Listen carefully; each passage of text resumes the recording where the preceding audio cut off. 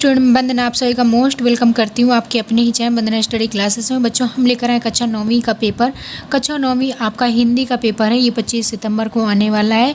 तो इस वीडियो में आपको पूरा सोल्यूशन सहित बताने वाले हैं, तो वीडियो में लास्ट तक जरूर बने रहेगा। अगर वीडियो आपके लिए थोड़ा सा भी यूजफुल रहे तो वीडियो को लाइक ज़रूर कर लें, चैनल को सब्सक्राइब कर लें, ज़्यादा से ज़्यादा अपने दोस्तों को फ्रेंड्स ग्रुप में ज़रूर शेयर करें। चलिए बच्चों, स्टार्ट करते हैं। ये पेपर आपका 80 से 85-90% तक फंसने वाला है, तो इसमें गारंटेड है कि आपका 80% के ऊपर क्वेश्चन इससे आपके आने वाले हैं। सारे क्वेश्चन जितने हम बताएंगे पूरे आपको तैयार कर लेना है। अच्छे से सारे क्वेश्चन आपको लिखते जाना है, या तो आप नोटबुक ले लीजिए या तो फिर वीडियो रोक कर भी आप पढ़ सकते हैं। सारे क्वेश्चन बहरहाल आपको पढ़ना है, ठीक। चलिए अब देख लेते हैं। समय आपका दिया गया 2.5 घंटे का। तो आज आपने इंग्लिश का पेपर दिया होगा, उसमें भी आपका 2.5 घंटे का समय था, और पूर्णांक आपका 80 अंक का। इस तरीके से कुछ निर्देश दिए गए हैं, ये निर्देश आपको पढ़ लेना है।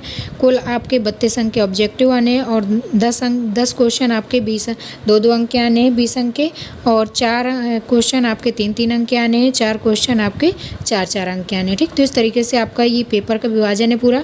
इस तरीके से पूरा पेपर आपको हिंदी का मिलने वाला है। चलिए स्टार्ट करते हैं। कुछ इस तरह से आपका पेपर होगा। पूरा पेपर आपको इस तरीके से मिलेगा। इसमें आपको नोट दिया है, सभी प्रश्न हल करना अनिवार्य है। प्रत्येक प्रश्न के लिए आवंटित अंक उसके सम्मुख दिए गए हैं, ठीक। तो ये आपको अच्छे से देख लेना है। इसके बाद आपको सही विकल्प चुनकर लिखना है। तो ये सही विकल्प आपको बताना है। पहला क्वेश्चन आपका है, 2 बैलों की कथा किस लड़ाई की ओर संकेत करती है। तो ये आपका जो कहानी है 2 बैलों की कथा, ये किसकी ओर संकेत करती है। तो इसमें 4 ऑप्शन दिए गए हैं। राइट आंसर आपको बताना है। पानीपत की लड़ाई, भारतीय स्वतंत्रता संग्राम की, कारगिल का युद्ध, इनमें से कोई नहीं। तो इसका राइट आंसर हो जाएगा आपका भारतीय स्वतंत्रता संग्राम की ओर आपकी जो 2 बैलों की कथा वो संकेत करती है, ठीक। तो पूरी कथा आपका किस पर आधारित है, भारतीय स्वतंत्रता संग्राम पर।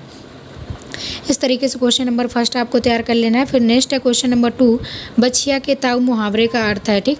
बछिया 8 400 400 400। जी हाँ, क्योंकि अब आपका सवाल मैथ, फिजिक्स, केमिस्ट्री, बायोलॉजी का सवाल हो, तुरंत वीडियो सॉल्यूशन पाएँ सीधे व्हाट्सएप पर। फ़ोन पर डाउट नट का 8 400 400 नंबर सेव कर लीजिए, उसमें चैट ओपन कर लीजिए, फिर जो भी आपके डाउट हो उसकी फ़ोटो खींचें, क्रॉप करें, 5 सेकेंड में उसका सॉल्यूशन मिल जाएगा। फॉर क्लास 6 से 12 IIT JEE mains and advance NEET सभी स्टेट बोर्ड के बच्चों के लिए अभी जाइए अपने व्हाट्सएप पर 8 400 400 व्हाट्सएप कीजिए और उन्हें आउट कीजिए। लिंक बछिया के ताऊ मुहावरे का अर्थ क्या होता है। कोल्हू का बैल, अधिक परिश्रमी, मूर्ख व्यक्ति, विद्वान व्यक्ति, ठीक। तो इनमें से आपको राइट आंसर बताना है कि बछिया के ताऊ मुहावरे का क्या अर्थ होता है। तो बच्चों, जो बछिया का ताऊ मुहावरे का अर्थ होता है वो होता है मूर्ख व्यक्ति। तो इसका हो जाएगा आपका मूर्ख व्यक्ति, ठीक। इसका आंसर आपको देख लेना है। इसके बाद क्वेश्चन नंबर 3 है, मंदिर में कितनी पोथी रखी गई थी। तो इसका आंसर आपको बताना है। कमेंट कर जल्दी से आपको ये सारे क्वेश्चन तैयार कर लेने हैं, क्योंकि हो सकता है आपका ये 80 से 85% तक आपको ये क्वेश्चन देखने को मिल जाए कल पेपर में। तो सारे क्वेश्चन आपको अच्छे से तैयार कर लेना है। अगर बच्चों आपने अभी तक हमारा टेलीग्राम ग्रुप ज्वाइन नहीं किया तो टेलीग्राम ग्रुप ज़रूर ज्वाइन कर लीजिए। वंदना स्टडी क्लासेस के नाम से हमारा टेलीग्राम ग्रुप है। वंदना स्टडी क्लासेस जो हमारा यूट्यूब चैनल है उसी नाम से हमारा टेलीग्राम ग्रुप बना हुआ है। वहाँ आपको सॉल्यूशन की पूरी PDF दी जाती है, ठीक। पूरी PDF अगर आपको चाहिए तो आप जल्दी से जाइए, हमारा टेलीग्राम ग्रुप जरूर ज्वाइन कर लीजिए। चलिए देखते हैं। नेक्स्ट क्वेश्चन है आपका, वाक्य के मुख्य अंग होते हैं। वाक्य के कितने अंग होते हैं, 2 3 4 5, ठीक। इसके बाद आपका नेक्स्ट क्वेश्चन है, कालिंदी फूल कदम की डारन में अलंकार बताना है कौन सा। ये सारे क्वेश्चन आपके वेरी वेरी इंपॉर्टेंट क्वेश्चन है, सारे आपको पढ़ लेना है। Next test second number question, रिक्त स्थान की पूर्ति कीजिए। तो इसका सोल्यूशन भी आपको हम लास्ट में बताएंगे, तो लास्ट तक बने रहिएगा। सारे आपके जो क्वेश्चन बताए जा रहे हैं सारे सोल्यूशन भी आपको मिलेगा। तो वीडियो में बस लास्ट तक रहना है। अगर वीडियो पसंद आए तो वीडियो को लाइक कर लेना है, चैनल को सब्सक्राइब कर लेना है, ज़्यादा से ज़्यादा अपने दोस्तों को जरूर शेयर करना है, ठीक। तो रिक्त स्थान चलिए देख लेते हैं। रिक्त स्थान में आपको पहला दिया गया अर्थ की दृष्टि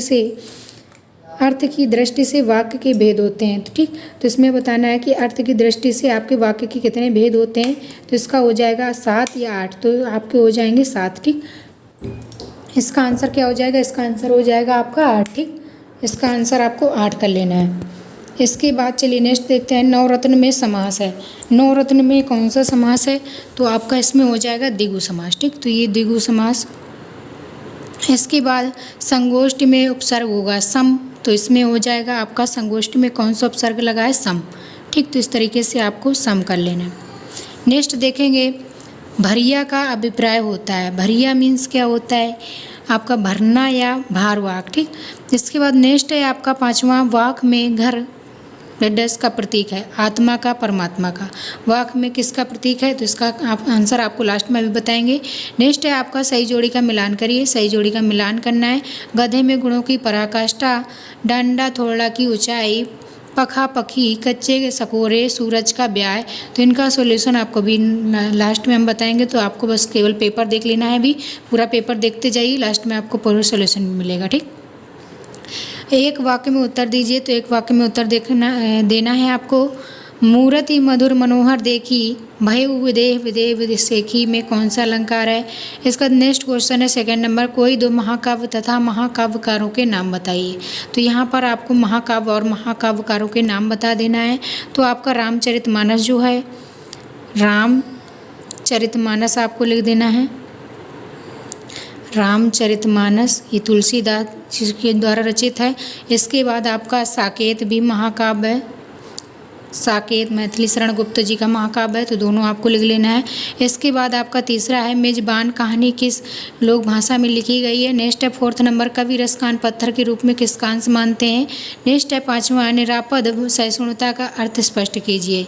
नेक्स्ट 5वां नंबर क्वेश्चन आपको तैयार कर लेना है, कांजी हाउस क्या है, उसमें वन जानवरों का जीवन किसने तथा कैसे बचाया। ठीक, तो कांजी हाउस किसे कहते हैं, उसमें वन जानवरों का जीवन किसने और कैसे बचाया। डांडे क्या है, लासा की और पाठ के आधार पर स्पष्ट कीजिए। ठीक, डांडे क्या है, लासा की और पाठ के आधार पर स्पष्ट करना है। नेक्स्ट है आपका क्वेश्चन नंबर 6, प्रेमी को प्रेमी मिले सब विष अमृत होई, काव्यांश विष और अमृत प्रतीक है, किसके प्रतीक है, ये आपको स्पष्ट करना है। नेक्स्ट क्वेश्चन दिया गया है आपका, रेखांकित शब्द की जगह पर एक जैसे अर्थ वाला शब्द लिखकर वाक्य पूरा करें। कल मेरे मित्र से मेरी सहायता की। तो इसमें आपको क्या करना है, रेखांकित शब्द की जगह पर एक जैसे शब्द वाला शब्द लिखना है। ठीक, तो कल मेरे मित्र ने मेरी सहायता की, तो मेरे इसमें क्या हो जाएगा, राइट आंसर आपको लिख देना है। नेक्स्ट है आपका, दिए गए शब्दों को सही क्रम में लगाकर सार्थक शब्द बनाएं। तो सार्थक वाक्य बनाना है आपको। मेले हैं मुझे में घूमने ला अच्छा लगता है, तो इसको आपको सही करके लिखना है। ठीक, तो इसका क्या हो जाएगा, मुझे मेले में घूमना अच्छा लगता है, तो इसका राइट आंसर आपको हो जाएगा, मुझे मेले में घूमना अच्छा लगता है। ठीक, तो इस तरीके से आपको ये इसका राइट कर लेना है। ठीक, सही करके उसको लिखना है। गुरुत्वाकर्षण से आप क्या समझते हैं, गुरुत्वाकर्षण की परिभाषा देनी है। गुरुत्वाकर्षण वह बल होता है जो अपनी चीज़ों को सारी चीज़ों को अपनी ओर आकर्षित करके उसको एक मेंटेन बनाए रखता है। ठीक, तो इस तरह की परिभाषा आपको पढ़ लेना है। दूसरे जल से स्वास्थ्य पर क्या प्रभाव पड़ता है, पूरा आपको पढ़ लेना है। नेक्स्ट है आपका निम्नलिखित शब्दों में पर्यायवाची बताइए।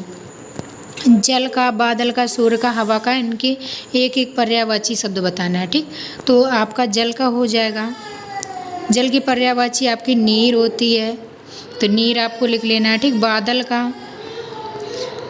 का आपका आकाश हो जाएगा, इसकी आकाश लिख लेना है। सूर्य का आपका एक एक लिखना है, तो इसका भानु उदय होता है, तो भानु आपको लिख लेना है। ठीक, हवा का आपका पवन हो जाएगा, तो पवन आपको लिख लेना है। ये इस तरीके से एक एक पर्यायवाची आपको तैयार कर लेना है। ठीक, निर्देशानुसार वाक्य में परिवर्तन करना है।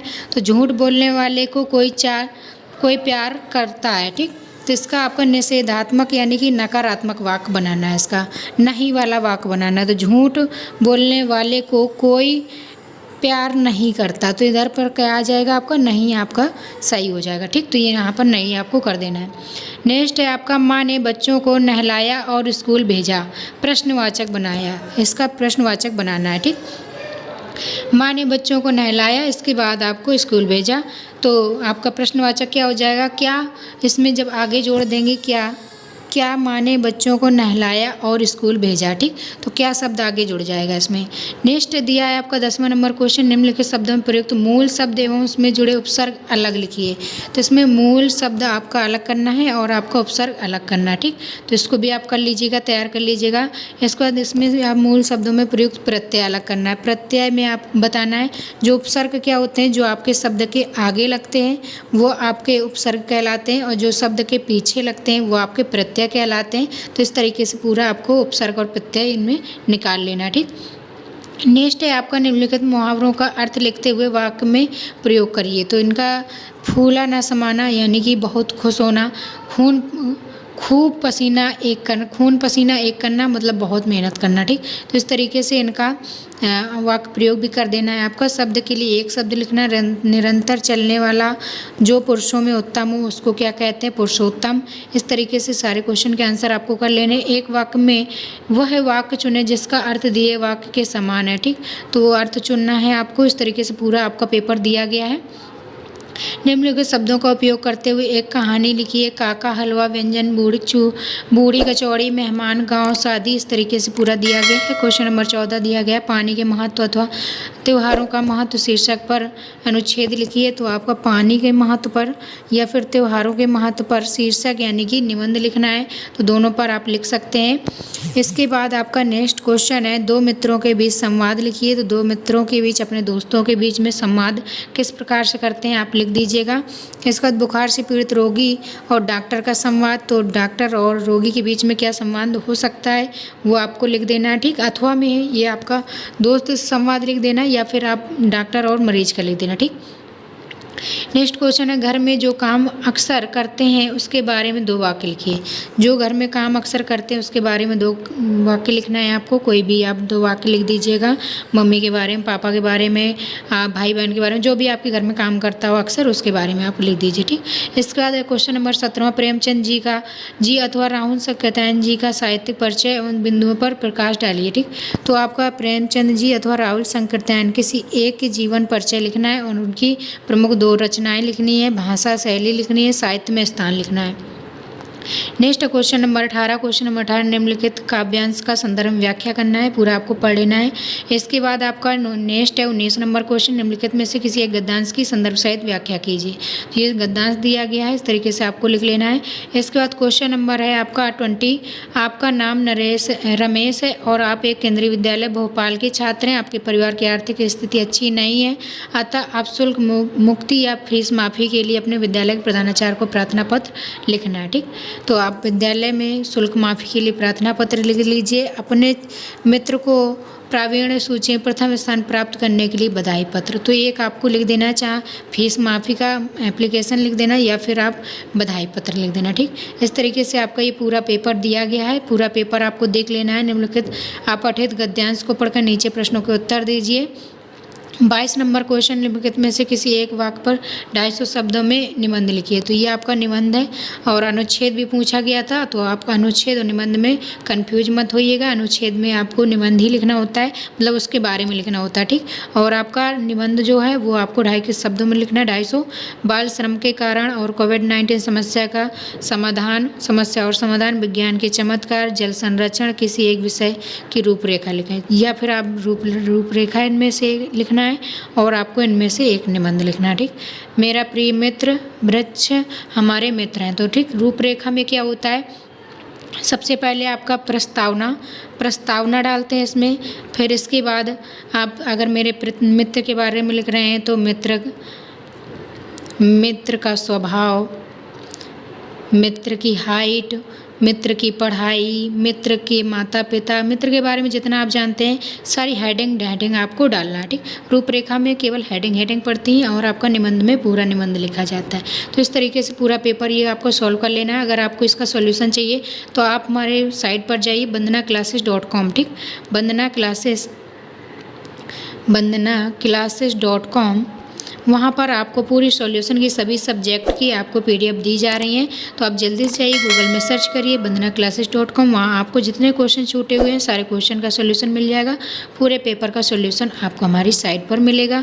अगर आपने बच्चों अभी तक हमारा टेलीग्राम ग्रुप ज्वाइन नहीं किया तो टेलीग्राम ग्रुप जरूर ज्वाइन कर लें। बंदना स्टडी क्लासेस के नाम से हमारा टेलीग्राम ग्रुप बना हुआ है। काफ़ी बच्चों ने ज्वाइन कर लिया है। अगर आपने अभी तक नहीं किया तो जल्दी से जाइए टेलीग्राम ग्रुप ज्वाइन कर लीजिए। चलिए मिलेंगे नेक्स्ट वीडियो में इसी तरह के और सॉल्यूशन के साथ। तब तक के लिए bye bye. Thanks for watching.